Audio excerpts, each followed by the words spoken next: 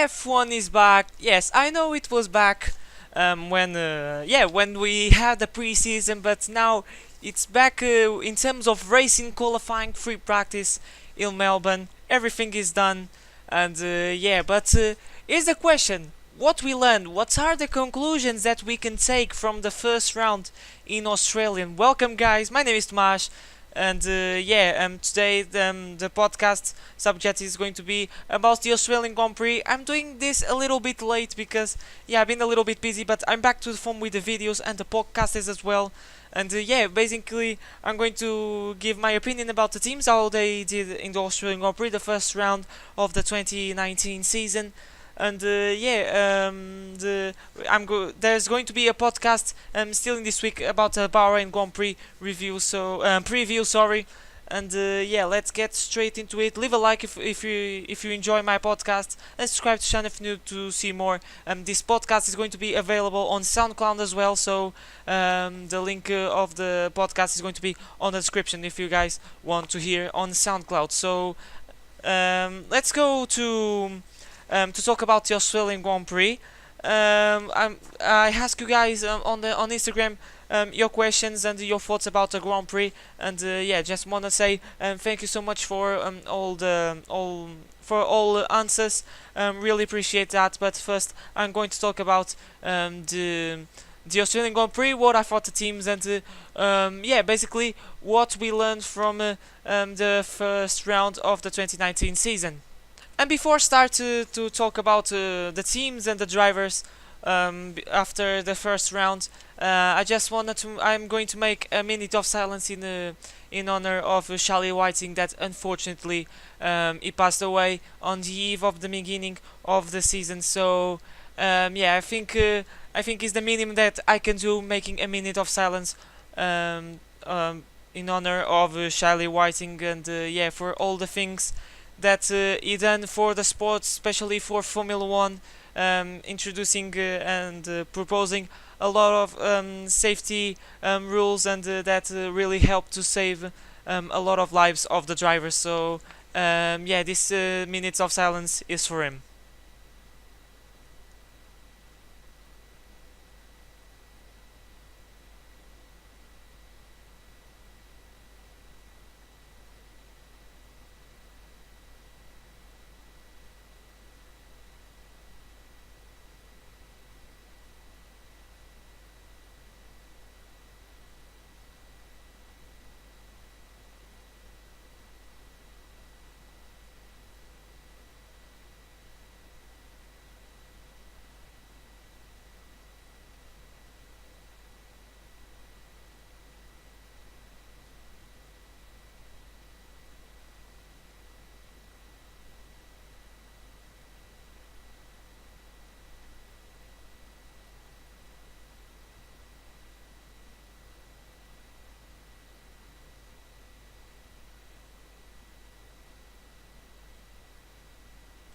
Thank you so much for everything, Charlie. You will always be remembered by the all F1 community, the all motorsport community. You'll be surely missed here in the world, but now you're going to watch the races in a better place. So, further ado, let's move on to the Australian Grand Prix, where it had the first round. So let's start with the qualifying, shall we? So Q1, very very competitive indeed, especially in the final stages, because a lot of people improved. I think Charles Leclerc was in big danger to be eliminated. But, he tried to qualify on the C2 tires, and the red striped tires, and the yellow striped tires, the medium tires. But then I think he was down into P14, and then Ferrari decided not to risk and put the softest tires at all, and it was very safe. But I remember that for example, some drivers were in P9 or P10, and I thought, okay, they are safe, that they can go to the garage and wait for a Q2. But no, they had to go out again, because everyone since 18th place, because the Williams didn't improve. I'm going to talk about the Williams in the negative way, unfortunately. Everyone apart from the Williams was improving. That was absolute madness, and I was thinking, what the hell is happening? Everyone is improving their time. Seeing the Alfa Romeos, the Racing Points, every single team with the exception of Williams in the midfield improving, and I was thinking, okay, the midfield is very bunched up, and this is going to be very exciting if this keeps in this season. So the midfield is very bunched up. So that was my first impression of qualifying, and I was very happy. And then, unfortunately, Pierre Gasly was knocked out of Q1. It was a big disappointment, but it's the first race, and Christian Horner say a few days ago that he needs some space, he needs to adapt the team, and I understand. So, but he needs to show some results because. Red Bull, if he doesn't show results, Red Bull is going to say ciao ciao, and probably they're going to bring Kvyat back into Red Bull, probably. But yeah, let's see what the Gasly can do. And like I said, then in Q2 was a little bit surprised in a negative way because of Renault. They were both knocked out of Q2 because I was expecting more from Renault, like being best of the rest. Or something like that, but it was Ocon and Ricardo in P11 and P12. It's the best position to start the race when you're not going to Q3 because you're going to have fresh tires. So it's not the end of the world, and I thought Renault could do well in the race. They didn't good and they didn't bad. I'm going to talk about that, and finally Q3 was a huge shock. I think. I was already expecting seeing the qualifying times of the race simulations and the qualifying simulation, but it still was a shock for everyone. Ferrari 7/10 off of Lewis Hamilton's pole lap, of the fastest lap, and remember that Ferrari was the best team in pre-season testing. So, did you remember when I talk about the pre-season podcasts? About Ferrari that say pre-season results don't tell the whole story. So there you go, guys. Ferrari, it wasn't the fastest in this round, but it's not the end of the world. I'm going to talk about that. But Ferrari 7/10 of the second. That's a lot of time left in the table by the Ferrari car, by Vettel and Leclerc. I think the best driver was Vettel. Yes, it was Vettel. So. It was a huge shock. I was expecting by seeing the times from the practice sessions, I was expecting that Ferrari was going to be slower than Mercedes, and I was expecting because Albert Park, I think it's an OP track for the Mercedes cars, but I wasn't expecting that to be that slow. So, and that was Vettel in P3. Then it wasn't Leclerc, it was Verstappen. And for me it was a huge shock, and what's happening to Ferrari? But it's a first round. I'm not going to take conclusions saying, oh, Ferrari is going to be the slowest team. I think it's better they're starting to think in the 2020 season. But moving on to the race, Hamilton starting on the pole, and then Bottas fly past him on the start, and then. From that on, it was just controlled the race. We had a different Valtteri Bottas in this race. It's a completely different Bottas that we had in the past few seasons. He absolutely destroyed everyone. I think he finished the race with 28 seconds. No, 20 seconds. So, but there was a time in the race that he could make another pit stop, an extra pit stop, and try to make the fastest lap. But Mercedes decided not to risk because everything could go wrong in the pit stop. Remember what happened with Haas because Roman got one of the Rogue Grosjean's wheels in this race wasn't fitted properly, and it was over for him, and Mercedes decided not to risk, and they did very well, and I can understand that the pit stop could go wrong and it would be 0 points for Valtteri Bottas. But Valtteri Bottas said, okay, if you don't want to put new tires, I want this fastest lap, I'm going to push, I'm comfortable in the race, but I'm going to push in the same time. I don't care if I lost the race. I don't think this is me inventing a sentence, but Bottas was going for it. Bottas, it was absolutely wild in that race. it was comfortable, but he still pushed for the fastest lap. And yeah, if we have this Bottas during these races, Bottas can be a real threat for the championship. He could be a championship contender if he keeps this attitude. Maybe you're going to have a three-way fight between Hamilton, Vettel, and Bottas, and maybe Verstappen, if the Red Bull has a good engine. And I think they showed that in this race. The Red Bull engine was very good. But yeah, Bottas controlled the race, fastest lap, bang, 26 points, and yeah, it's a record of the most points gained in the race. So yeah, an interesting stat. Sorry, and yeah, Bottas. We have a different Bottas once again, and yeah, and this winter break really helped me. Really helped him to think and change his mind, and because his future is very unknown. Because if Mercedes drop him because of the lacking of results, I'm not entirely sure where he's going to be.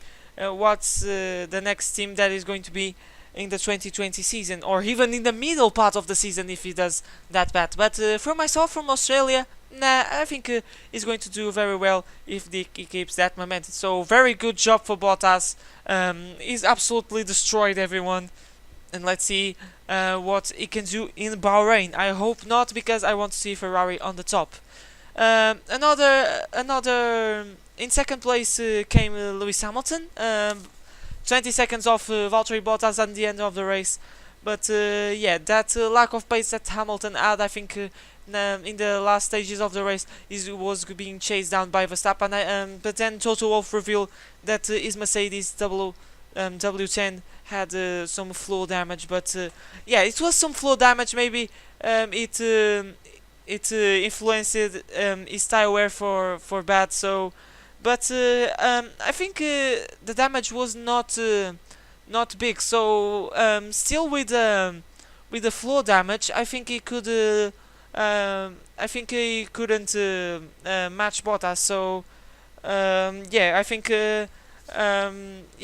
Hamilton's floor damage didn't stop him from winning the race. So. Third place, a huge surprise. Max Verstappen, first podium for an Honda engine since the 2008 British Grand Prix by Jenson Button. Not Jenson Button, I think it was Rubens Barrichello. I'm not entirely sure at the moment, but yeah, it was a great comeback to Honda, and the Honda engine is absolutely on fire. And yeah, a very good surprise. And maybe at this time, McLaren really wanted a Honda engine, because. Yeah, McLaren having another DNF with Carlos Sainz, his engine was on fire, and yeah, it was very unfortunate, but for McLaren. And going back to Red Bull, and yeah, they made an actual overtake on track with the Honda engine in the front pack. So once again, Honda is looking good.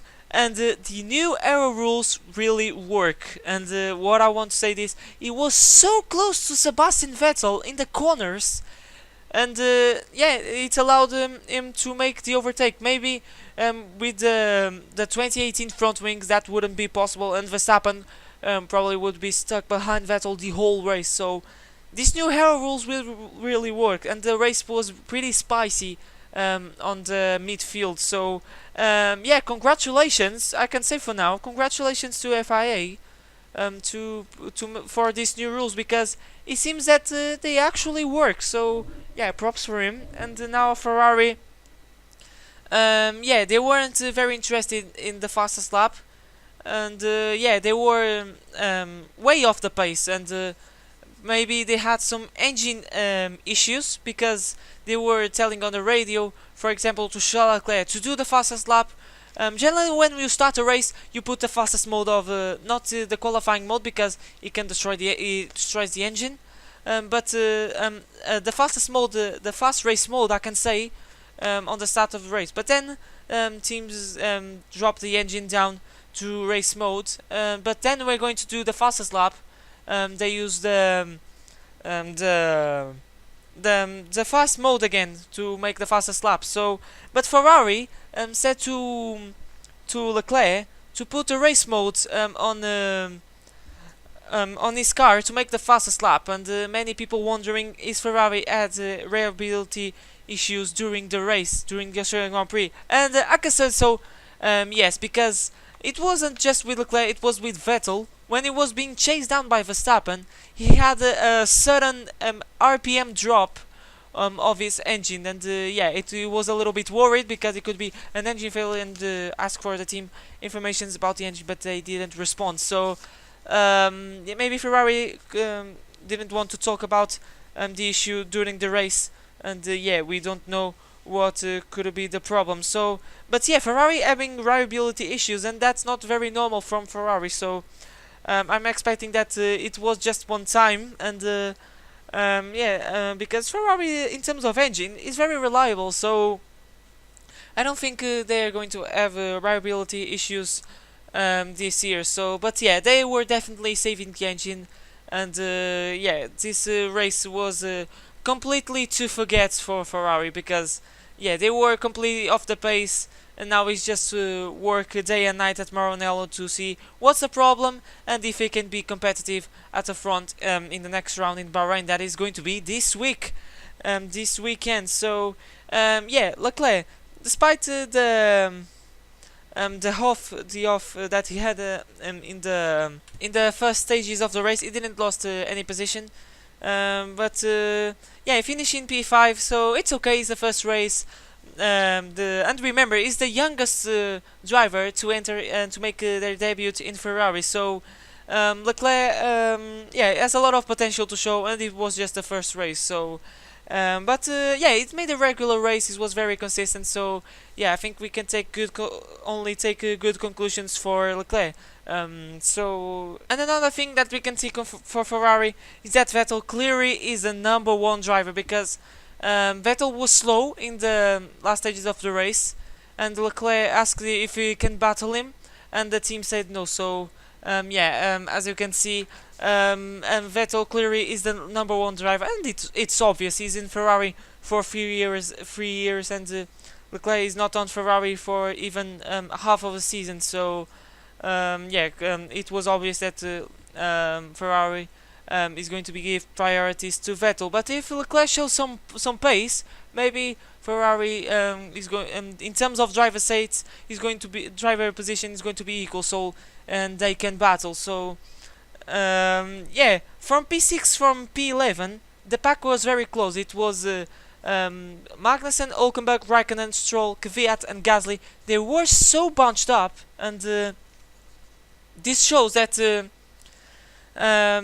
the new aero rules works, and yeah, once again, good job to FIA for these rules, and yeah, maybe we had a gold season, I can say, but here we're going to have some better than gold. We're going to have a diamond season, because 2018 season was very, very exciting. We had some more battles. It was more, in a nutshell, it was more exciting than the 2017 one. But what it looked from this race, and it's Alpes Park. That is a track that is not easy to overtake. But from what we saw from Alpes Park, for the track itself, that is very hard to overtake.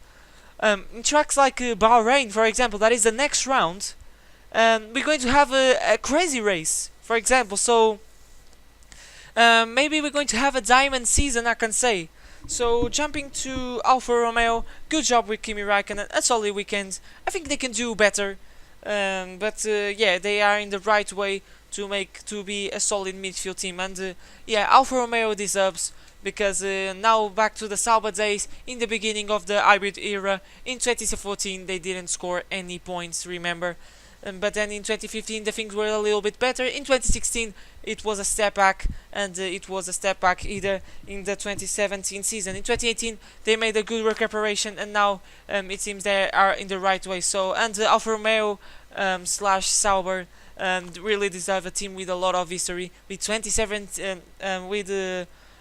27 years of existence. And yeah, if Sauber would be dropped from Formula 1, they were going to would go to the bankrupt, it would be very unfortunate to see an historic team to be go away.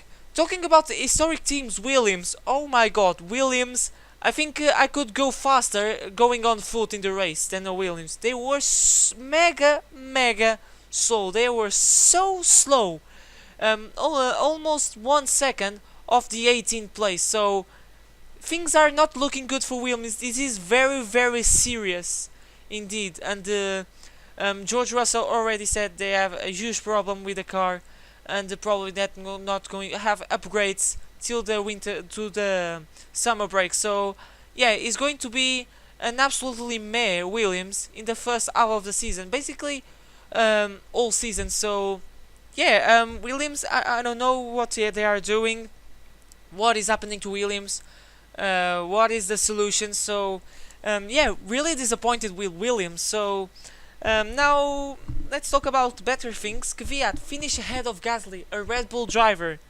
So Kvyat, we had a new Valtteri Bottas in this race, and we had a new Danny Kvyat, and yeah, really on the pace, doing very well. Finish on the points in P10. He grabbed that final point, and this is a good sign that Kvyat is back.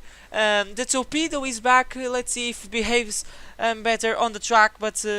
Yeah, he really wants that Red Bull seat and defended from Gasly very well. So congratulations to Kvyat. So, and finally, before jumping to your questions, let's talk about Lance Stroll finishing P9. A solid job in a car that the team don't know.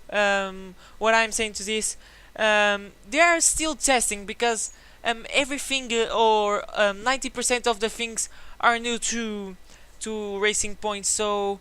And this finishing position of Stroll, being very consistent and having a solid job, is a huge response for the critics that say that he's a paid driver, that he's a bad driver, he's on Formula 1 because of money. Yes, he's on Formula 1 because of money, but he did a solid job, and yeah, it's a paid driver. Yes, it is a paid driver, but he's very good. And remember that he had the good paid drivers in the past, like Niki Lauda and Michael Schumacher, so not all paid drivers are bad. So good job from Lance Stroll and from Racing Point. And yeah, now let's jump to your questions. Just want to say thank you so much for all the thoughts and questions, guys. You guys are amazing. You guys are the best fans, and I'm talking serious. This is not going to Australia and Bahrain, everyone in the world, and saying you're the best fans. And okay, I don't know if this make any sense, but whatever. I just want to say thank you for everyone that sent the questions and the thoughts. So let's go to the thoughts, and let's go to the first thought, that is Ferrari wasted a chance. I don't think so, because yeah, Ferrari was already slow in the beginning of the weekend, and I can understand, because Albert Park wasn't always an OP track for Ferrari. So I think they didn't wasted a chance. They had problems with the engine. So yeah, I can't agree with you, Brandon Pace, but yeah, yeah, I don't think that Ferrari wasted a chance. But and yeah, let's jump to the next thought. Bottas need this, and he totally needs this, because this is a confidence boost, and he destroyed that everyone. And he said, "This is my best race that I have made so far." And yeah, like I said, if Bottas continues this momentum, he's going to be a real threat for the championship, a real championship contender. So next thought. Ferrari was dumb to not pit Leclerc for fastest lap just to play it safe, and I can agree with you, because yeah, Ferrari, I don't know what they're thinking, because Leclerc could make the pit stop. Yeah, there could be that danger, like I said, that happened what happened to the Haas and to the Mercedes. Maybe that is the reason, but yeah, if something would go wrong, they had a lot of time behind. Yes, they had a lot of time left to Kevin Magnussen. They were, I think, 30 seconds ahead. So yeah, Ferrari could at least try to make the fastest lap with Charles Leclerc. So yeah, maybe they could do better, but yeah, they could not. They prefer not to risk in the pit stop phase. So yeah, in a way, I can understand Ferrari, but in another way, yeah, they could have pit Leclerc and fit new tires. And if he wasn't overtook by Magnussen, he could overtake him because he had new tires. The car is stronger. So yeah. Next thought is from my Renault F1.8, my bro. So what do you say, mate? Best Australian Grand Prix since years, and yes, it like I said, things were so spicy in the midfield. So, and then the fastest lap. I forgot to talk about the fastest lap. What a great rule to implement on F1, because Hamilton, Verstappen, and Bottas, they were all of them were fighting for that point, and that was absolutely amazing. So this fastest lap rule looks like to work, and yeah, it's a great idea to make racing more exciting. So yeah, and it was the best Australian Grand Prix since years. Let's be honest. The last Australian Grand Prix weren't been that exciting. So yeah, I can agree with you. Next question. Next thought. Sorry. Do you think that Hamilton, without the damage at the floor, could have won? I don't think so, because it was just the damage wasn't. I was going to say the damage wasn't large, I could say. So it was a tiny bit of the floor. So yes, it influenced a little bit the pace of Hamilton. But I think if he had the whole floor, no damage on the floor, I think Bottas could have won the race still. So yeah, I don't think that the floor wasn't a huge factor. So yeah, that was it, guys. So yeah, not many thoughts. So but yeah, still, thank you so much for all the thoughts about the Australian Grand Prix. And yeah, it was a race that I really enjoyed to watch, and I didn't fall asleep. I had to wake up to 5:30 in the morning. So yeah, I was very lazy, and yeah, thank God that I didn't fall asleep during the Grand Prix, because yeah, it's a huge struggle for European F1 fans to watch races in Asia. But yeah, well, it was a race that I really enjoyed, and yeah, let's see what Bahrain reserved to us, and probably I'm going to make a preview about the Bahrain Grand Prix. I'm not entirely sure, but yeah, guys, that was the podcast. Thank you so much for listening, and yeah, I'll see you guys in a brand new podcast next time. But now it's time to say goodbye. My name is Tomasz, and I'll listen you guys next time.